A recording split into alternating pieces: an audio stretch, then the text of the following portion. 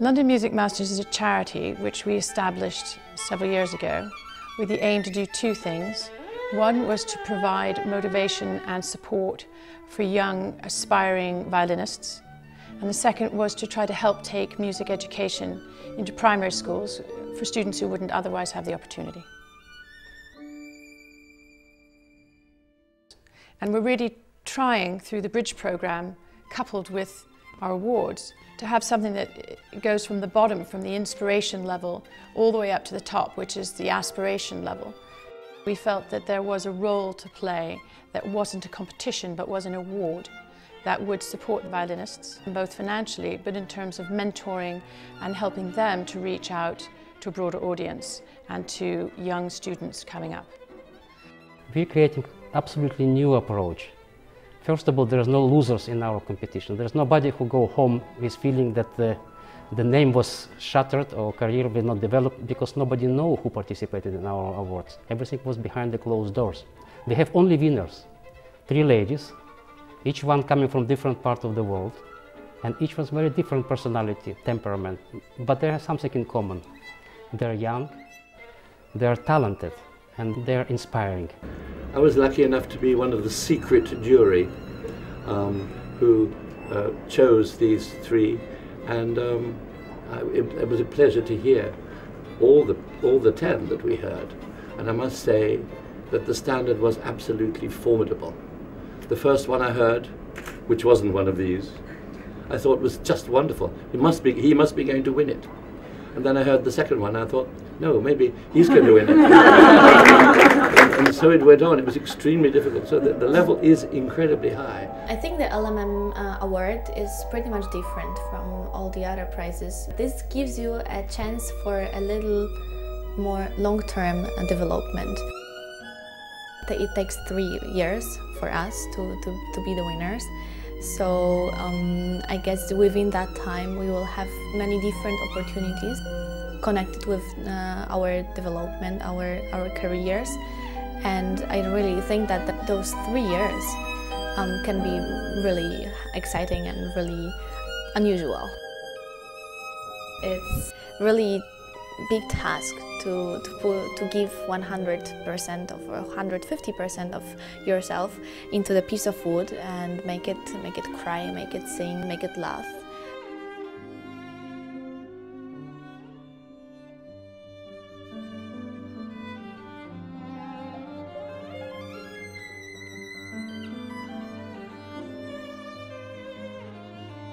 I fell in love with classical music from a very young age.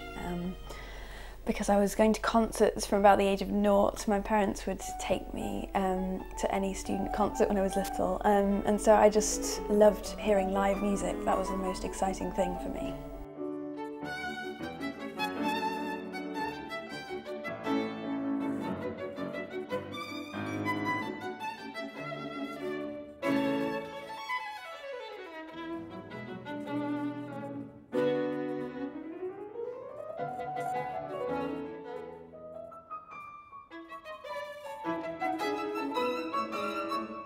It's a very special thing to play in the Wigmore. It's such a beautiful place to play and very intimate as well. It's just a joy to communicate music in such a beautiful space.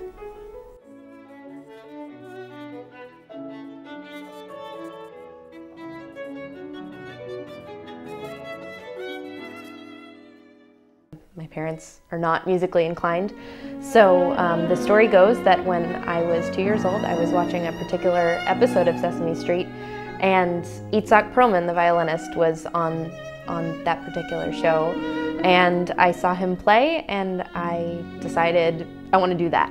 And so then I bugged my parents relentlessly for a violin until I was 5, at which point they said, okay, you can give this a try.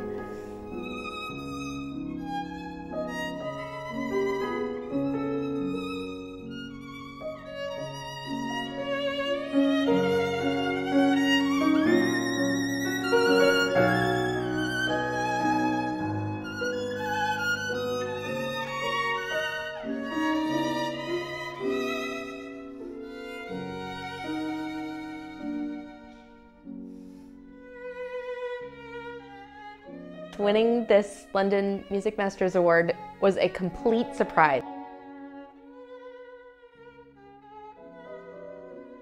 I've always dreamed of having an opportunity to somehow bridge the gap and come to Europe and enter the European circle of music making, and I feel like this is a really wonderful and, like I said, unexpected way of making that happen, and I'm really excited to see what will happen. For many years we heard prediction that classical music will die very soon.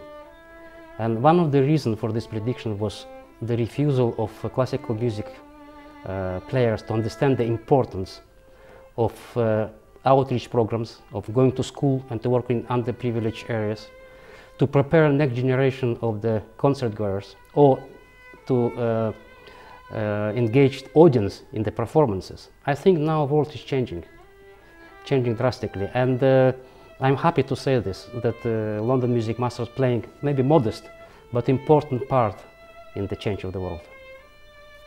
The children that we work with at these schools represent the wide mix of cultural diversity and social diversity and economic diversity which there is within the borough of Lambeth. And in terms of finding ways of interacting with them musically, some of the barriers are simply ones of access. So the families and the children might not feel that classical music is something which they can access because it's often seen as an elitist experience. I've never seen so much fun going in the room when I was playing the violin. So for me it was really brilliant. I think it's really important that music education starts really young. Kids have such a capacity for learning, and I think sometimes we're a bit scared of overloading them with information. So we start in reception when the kids are about 5 years old, but our approach reflects their abilities to learn. And so we start in a very kind of simple way, and it's a lot about play and fun. Our programme focuses on the violin in its early stages, and I'm really pleased about that because to me the violin represents kind of the pinnacle of Western classical music.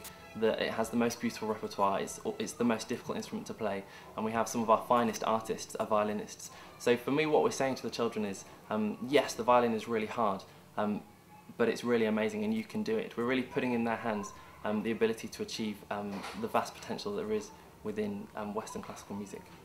Ultimately, the ideal would be you had somebody who went right from that little inspiration moment through the Royal College, up to study with Itzhak, Rashkovsky, and then on to travel around the world as a sort of global ambassador and be a performer. I mean, that would be absolutely amazing.